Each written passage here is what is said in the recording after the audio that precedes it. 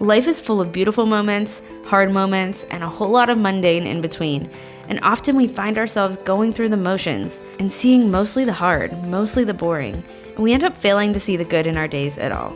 With Intention is a podcast about knowing what matters to you, living accordingly, seeing the good in our everyday, and doing it all imperfectly because we all have bad days. It's just we don't have to live there.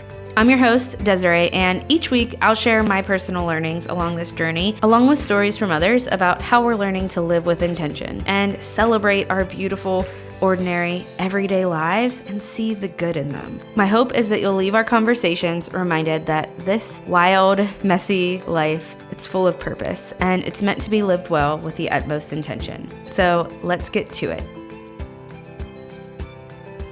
Hi friend, welcome to With Intention. I am so excited to be officially welcoming you to the same podcast with a new name. I'm your host, Desiree, and I have just taken a little over a month break from the podcast. I believe it's been a little over a month. Maybe it's been just a month. I don't know. It's felt like a long time. It's a longer break than I've ever taken since Minimalish started, and I in this time have been able to pray over and make a well thought out decision on a thing that I've been thinking of for the entire year of 2020. Yes, even before the year went crazy, I wanted to change the name of this podcast. I wanted to make it more about intentional living, and I did. Here we are. So if you loved Minimalish as it was, I just want to let you know that I think you're going to love it as it is now as With Intention. There's not much that's changing. I just feel less forced to talk about things that matter less to me, such as decluttering and the rules that surround minimalism. I think people were searching for minimalism, they were finding With Intention, and they were just not finding what they were looking for, because I am not your card-holding minimalist. I am not going to give you hard and fast rules. That's not what I'm here for. What I'm here for is living the life that is aligned to our values, and that is by doing so with purpose and with intention. And I fully believe that if we look for the good in our days, if we look at our lives as they are, as a beautiful thing, we are going to find it easier to live with more purpose in our days. We're going to find it easier to live with more intention because we are looking at the things that we do in our everyday lives with purpose. So that's what this podcast is all about. We're going to discuss life in general and how to approach every area of our life with intention. And just so you know, I plan to do this in a very honest way, as I've done in the past. I always want to remind you that I'm not coming at these things from an expert standpoint. My life is not like perfectly intentional at all times. I am coming to you from a place of solidarity, of being on this journey with you and sharing my learnings in hopes that you will relate to them or be encouraged by them, but it's in no way from a place of perfection. Let's dig into today's episode, which is part of a series that we are going to be talking about adjustments and changes in our lives. Change is a big part of our lives. I think we go through more change in our lives than we realize. And I think we spend a lot of energy on perfecting what's going on in our current season. And then all of a sudden, change comes along and we have to start all over with finding a new routine, finding a new balance. I think we would all do really well to just be present and not seek perfection in our days, but rather seek intention. And we're going to talk about adjustments because honestly, that's what my life has looked like recently. So it makes sense to talk about it for me. I'm talking about something that I am truly going through, but also I'm going to be talking with guests as well. And this is something that a lot of you asked about. When I asked on Instagram what you all wanted to hear after my podcast break, a lot of you asked about the new house, which we just moved, and the new job, which I just started a new job a little over a month ago now. And I'm excited to share those things with you, but I want this series to come from a place of, being in it. I have a friend coming on to share about adding a new child to the family. And she even said she feels like she's in the midst of it, not on the other side. And I think that that is a great place to be to share about this, because not enough of us talk about how hard change truly is. A lot of us like to share how we got through it or our learnings. And I am going to share some learnings today. That's part of it. But I want to talk about the fears as well and the hard parts as well, because change without highs and lows, change without emotions and questioning ourselves and wondering if we should have ever made the change in general, that kind of change doesn't exist. It doesn't exist without those things. Today, I'm going to talk to you a little bit about this change, this biggest change that I've been making in my life, which is going back to work. I took 2.5 years staying at home with my daughter after she was born, and I did work from home during those times, but before she was born, I was a full-time teacher. I left that job so that I could be home with her.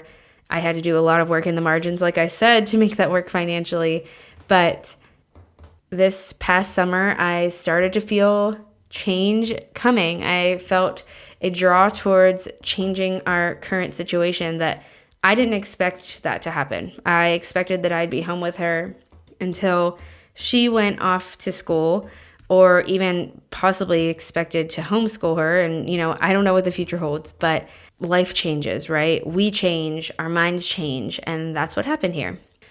For the rest of this episode, I'm going to share with you the why we made that change, just to give you a little bit of background and understand where I'm coming from. 2, I want to share with you fears that went along with it.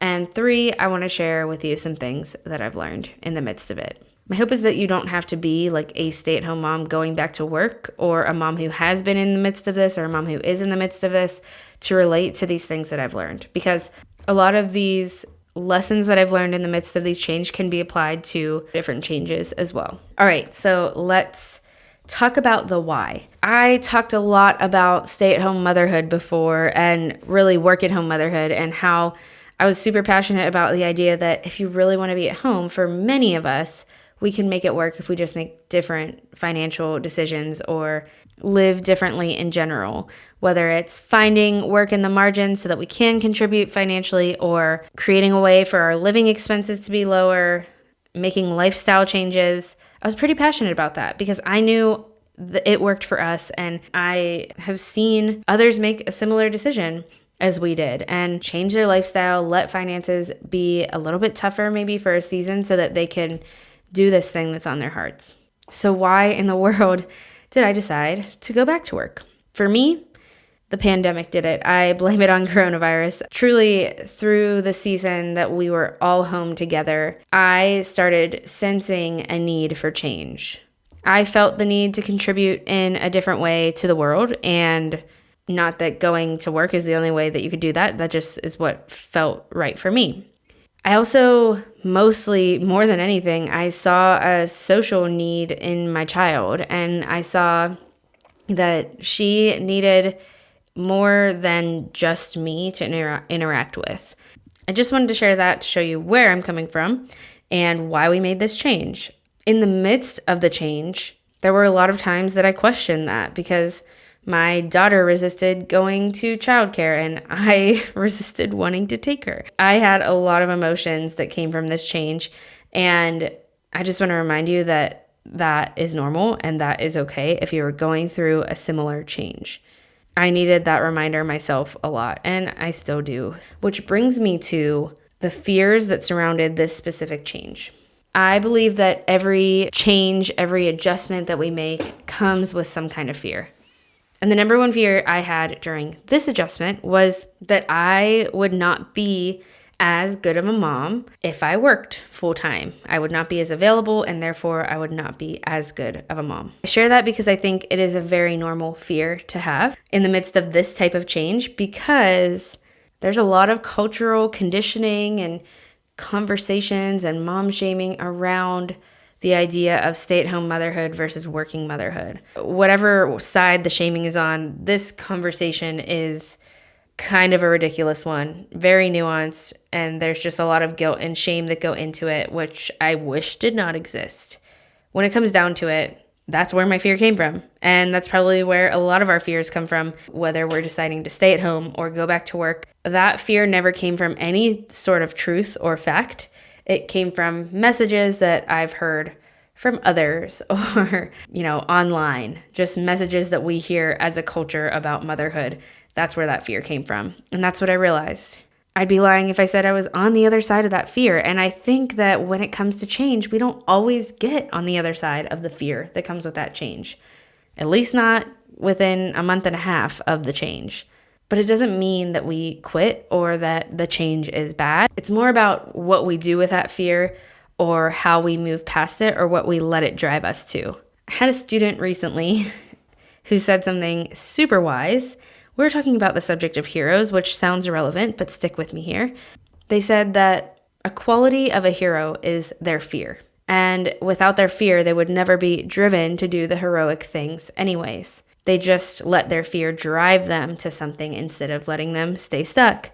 And I think that that's true of us. If we want to be a hero in the midst of our changes, or if we want to maybe overcome these fears, I should say, we don't have to be a hero, but if we want to overcome these fears and live in our current season with intention, we have to let fear drive us to action in some way versus letting it keep us stuck or keep us going through the motions in our lives, keep us anxious. These are all things that some days I experienced, but on my good days, I've experienced that fear driving me to more prayer and more reliance on God, or more speaking truth to myself and breaking down these lies that I've believed. I've let this fear drive me to looking at how I can be the best mom in the midst of this change instead of believing, well, I just can't be the best mom if I'm a working mom, and believing that fear. I've let it drive me to, no, if I'm not going to believe that, so how can I be? How can I intentionally do this well? It's led me to reflection and action. And what I have to continue to remind myself to do is speak truth and move past the fear. Let it drive me to good things and living well versus keeping me stuck. So here are 3 things I've learned through this change, through going back to work full-time after 2.5 years of being home with my daughter. The first change is in direct opposition to the fear that I just talked about, and that is working is making me a better mom. I'm learning that working is making me a better mom, contrary to what my fear told me. I've believed a lot of lies, like I said, about stay-at-home motherhood versus working motherhood. I believed that staying at home would give me and my daughter the best experience, but the truth is, not one is better than the other. You just have to find what works best for you and your family in your season. Right now, the structured day, the ability to put work down when I come home instead of working in the margins like I was doing before, the different social experiences that my daughter is getting, it's been good for all of us. And I feel like a better mom than before. I feel like a happier mom than before, too. I'm not telling you that you should go to work or stay home to be a better mom. I'm not telling you one or the other. What I'm suggesting is that if you feel a change might be needed, whether that's in your motherhood or any situation, but you have a nagging fear that's telling you that you'll be less of a mom or less of a wife or less of whatever role that you play, remember that there's a lot of cultural conditioning going on that is playing into that fear. When it comes to motherhood, what I've found is that both are good. Working motherhood is good. Staying at home is good. Both are good and both are hard. Both are beneficial in different ways. We don't have to choose one or the other because that's what we feel like we have to do. That's what someone else told us to do. If you choose to live your life based on what someone else feels or believes, you'll never live the best life for you and your family. The one that's based on your values, not someone else's. So that's the first thing I've learned. I'm going to step off my soapbox about that now because I just was on it while I was telling you about my fears. And now through the first learning, let's move on to something else. All right, friend, I wanted to take a minute or two to tell you about some things that I love and I've created for you. And the first one is Simple Morning Lists. So if you haven't heard me talk about Simple Morning Lists, it is basically a morning companion journal. It's a daily practice of letting go of what you shouldn't be holding on to, of getting grateful for the good things in your life, and reminding yourself of where you're headed, of who you want to be, of what you want to be about. So in a nutshell, what this journal includes is templates for you to make these 5 lists that I've been making for almost 2 years now every morning. And you can really do this at any time of the day. I do it in the morning, and I think it's a great way to start your day, but it can be beneficial at any part of the day. Whenever you can grab 5 minutes and jot some things down. The 5 lists I want to let you in on, they are a surrender list, a gratitude list, a purpose statement, an affirmations list, and a focus list. The journal also includes weekly challenges and essays to go along with each of these lists scattered throughout. To me, fall and a new season right around the corner, a new month even, it's the perfect time to really reinstate routines that might have fallen by the wayside, or a routine that you've been wanting to build into your day, whether that's morning or evening. This can be done at any time of the day. It's been one of the most beneficial things for me to start my day this way, and I'm super grateful that over 1,000 of other women are doing this with me every single morning. So if you haven't checked it out yet, head to simplemorninglist.com to find out more. That's simplemorninglist.com. All right, let's get back to today's episode. The second thing that I've learned is to give time and grace to yourself and to others through transitions. This change was a big one. Everyone in our house felt it. Everyone in our house had a hard time with it. Sometimes I'm still having a hard time with it. It's a big adjustment. Give yourself and the people around you grace. Give yourself and the people around you time. It took my daughter 3 to 4 weeks to adjust to a new schedule, and she's thriving in it now, but it took her a while. I had to remind myself that that's normal and that this is not a mistake just because it's taking my 3-year-old and myself time to adjust. Take space, take alone time, ask for what you need as you adjust to something new, and adjust to the emotions around you as well, because that's just a lot. There's a lot of inward stuff happening, and there's a lot of things around you. There's other people adjusting that you're responsible for and that you're taking care of. You need to take care of yourself during a change like this so that you can be supportive to those emotions that are happening around you as well. It's hard to be supportive to anyone else's feelings through this change, whatever change it is, when you're not giving yourself time and space to feel your own emotions and to deal with your own stuff that's happening inside of you through this. So that's something that, to put this to action, something that I've done is both my husband and I kind of give each other time and space on the weekends or during the week, whether he just takes our daughter to the park after he picks her up one day for a little bit to give me a little bit of extra space, or whether it's on a weekend and I give him a night away, whatever.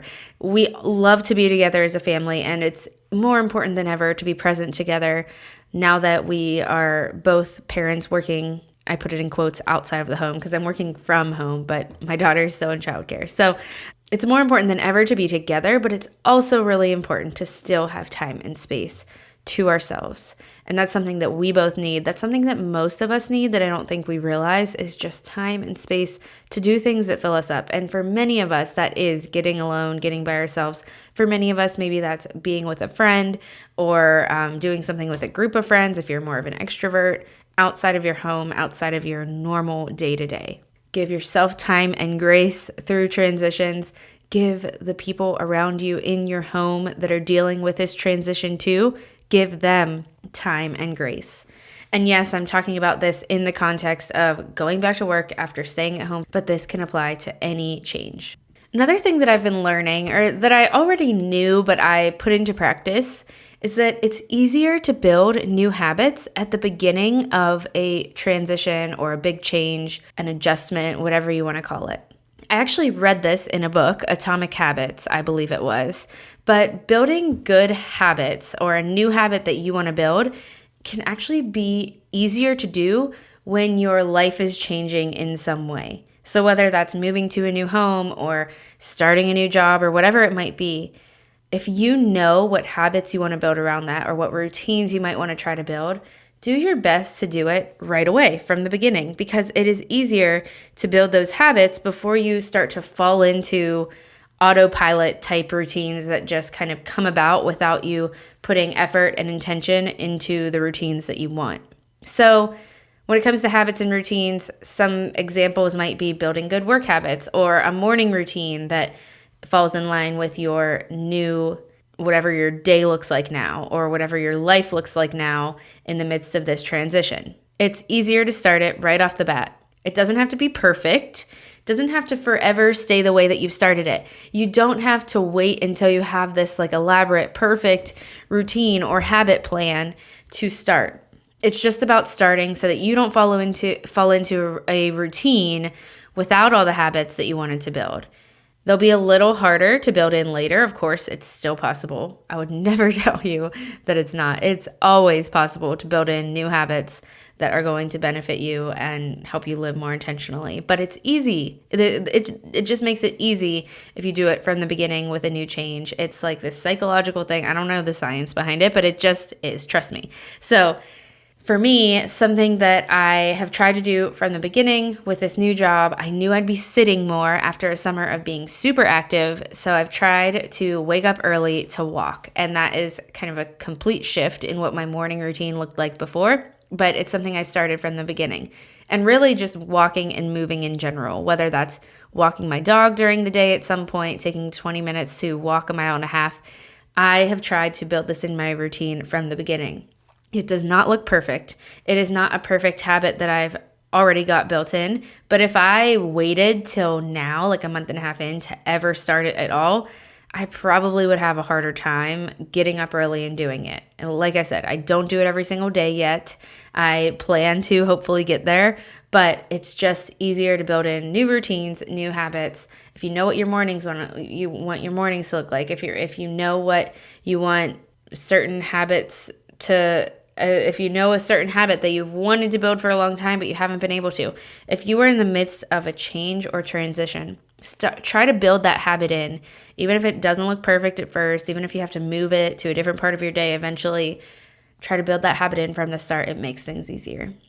The last thing that I'm learning, the last kind of lesson I've learned during this transition of going back to work is that minimalism is even more needed now that I'm working, and that it is possible for a working mom. Slow living, minimalist living, intentional living, minimalism for my schedule, for my mindset, all of these things have been so needed and so possible as I've started working full-time.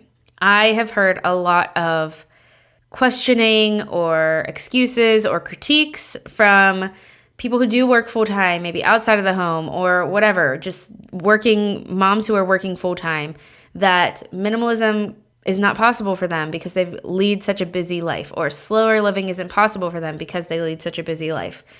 I just want to encourage you that I am seeing it as essential and possible during this time. Yes, my days look less slow. My mornings are less slow than I would like them to be. My days look a lot different, and they are busier. Busy is a word that I sometimes can say and actually mean, and it's not something I can really work around. But I still get to set the pace of my day outside of the things that I'm required to do. So yes, I'm required to go to work and work for 8 hours a day, but I don't have to pack my schedule afterwards or pack my schedule before work. I can still build in things that are important to me. I can still own less stuff so that I don't have to worry about cleaning my house a ton. Actually, it is more important than ever because I have less time to clean my house. So all of these mindsets that I've talked about on this podcast when it was minimalish for the past year and a half plus, all of these things are absolutely still relevant, absolutely still essential, absolutely making my life better as a working mom, just as they did when I was staying at home.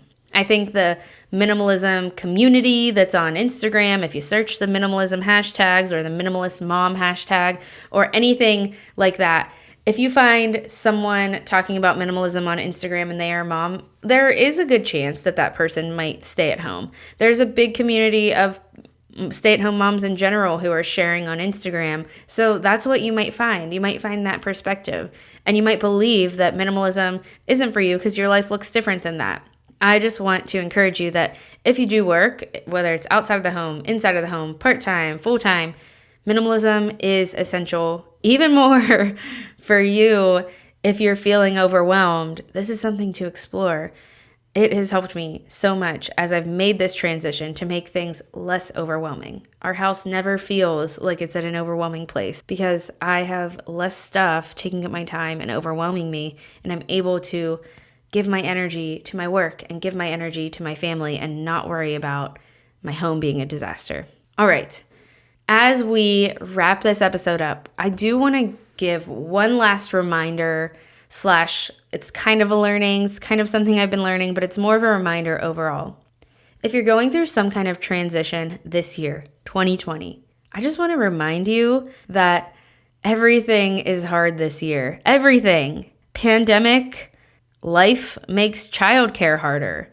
It makes everything harder. It makes everything feel a little more stressful than it would be in a normal year. It makes schooling harder. Everything about parenting and motherhood harder. Give yourself plenty of grace and space and keep moving. If you are going through any kind of transition, whether it's a move or going back to work or bringing a new baby home or getting married or whatever, it's going to be harder and more stressful and come with a lot of weird feelings this year than maybe in a normal year. So remember that. Remember to give yourself grace and space, but keep going. And remember that you are not alone in that. Everyone is having a hard time, and it's okay. We are going to make it through this crazy, weird year. That is all I have for the content of today's episode, but I do want to end with a challenge. This is something I started a couple of months ago, and I think I still want to do this, even with the name change. I think application is important, and though this episode might feel specific to someone considering changing their situation with their work or with their motherhood, I want this to relate to you or be an action step you can take if you're considering change of any type or if you're in the midst of a transition in general. So I have two. The first action step / challenge is to think about a fear that is getting in your way lately, a fear that's popping up in your mind, whatever that might be. And I want you to think of what this fear is maybe keeping you from. What type of actions? What is this fear usually driving you to? What is it keeping you from? And I want you to just flip the script there, rewrite the narrative.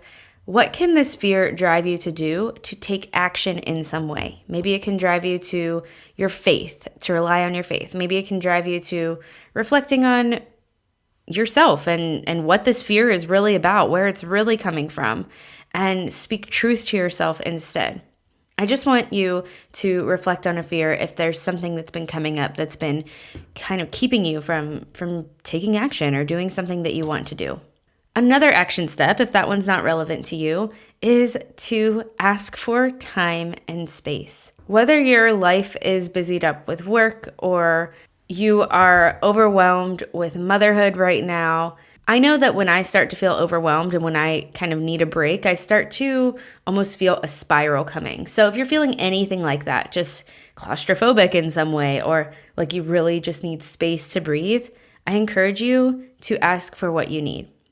Whether you can rely on a spouse or a family member or a friend to just get an hour or two or more on your own by yourself, or whether it's asking a friend to come over and, being in your home with your kids still, but just getting a mental break, having someone else there to take on the load and being with someone that supports you. I just encourage you to do whatever it is you need to do to ask for what you need to get a little bit of a break. Whatever that break looks like, whether it's with other people or without, whether it's with your kids there or without, take time, take space for yourself. We all need it. It doesn't have to be something that we do all the time. It doesn't have to be unattainable, like this goal that you would have this beautiful, perfect alone time. Even if your kids are there, how can you just take a breather, take some space, take care of yourself if you feel yourself at this point where you are unable to deal with the emotions inside of you and you're unable to deal with the stress and anxiety that's building up, and therefore you're unable to deal with maybe feelings and be of support of the people around you. Whether we're going through any kind of change or transition or not in our lives, that is a place we can often get to. And I think we all need to stop and take a breather a little bit more often. And that's all for today. If this episode encouraged you in any way, or if you're excited about the name change for Minimalish from Minimalish to With Intention, I would love to see you share this on Instagram or share it with a friend. You can just text it to them. I am so grateful more than ever for you inviting more friends into this community. Thank you so much in advance for sharing. If you have positive, happy things to say about the podcast and you'd like to give it a positive rating or review, I'd be super grateful for that as well. And I'm just grateful that you're here, that you're hanging out with me. I pray that you leave this space feeling a little less alone today. I will talk to you right back here again on the next episode.